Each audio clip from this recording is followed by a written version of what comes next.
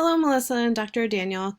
I think that the video that you created was wonderful in um, giving me more information about technology and the use of technology in sessions or outside of sessions with the client being able to contact the therapist.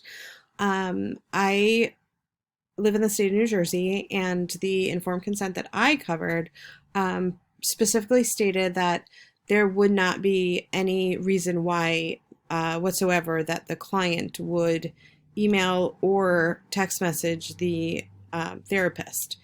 The therapist also stated that anything that is sent either way would not be a method that would be confidential. That there's a lot of reasons why there's the misconstrued information. He could end up contacting the wrong person when he texts back, and send his personal information might go to other people. Spyware. There's all kinds of technology based issues that could arise when somebody sends a text message or email, and then his personal information is out there, the clients. So I think that is really important to, continue like a face-to-face session.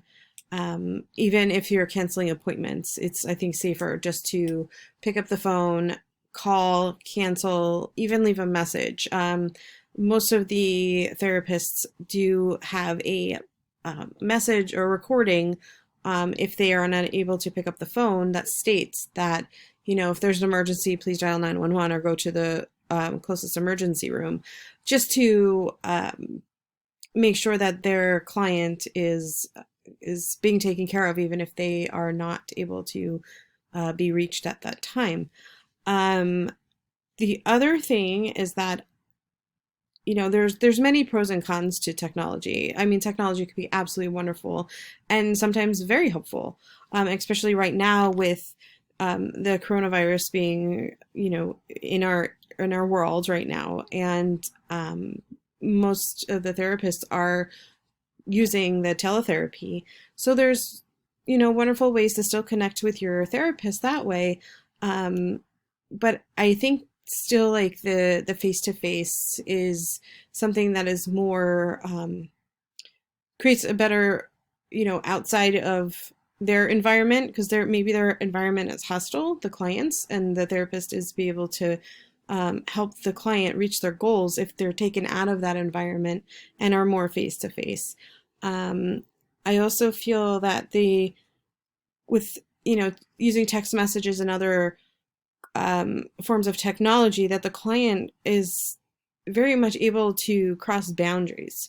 They might think that this is a great way, we text message our friends or our family members, usually don't do it in a business practice. So crossing that boundary as to, being a client versus a friend, you need to keep that professionalism as the therapist. And then, when somebody is, text messaging or using a different form of communication, a lot of emotions are misunderstood, and whether it's the client or the therapist, conversing back and forth, either one could misunderstand what the other one is thinking, or feeling, and might not be able to see that, if they're reaching their goals or they're following their plan. The other thing is that the APA does not condone the usage of, the text messages and the technology usage. They really don't approve of it. So to be ethical and remain within our ethical boundaries, I think it is safe to say that we're going to continue to, even though the teletherapy is becoming much more popular, I believe that we are going to still continue to do more face-to-face therapeutic sessions than using the form of teletherapy that is becoming more popular. Well, thank you for a wonderful video, and the prompt was great. It made me really think about the use of technology. And, at first I was thinking, well, there could be pros to all, the technology usage. But the more I thought about it, I found more negative usages for it. And so, thank you for your great information. And I wish you a blessed day. Thank you.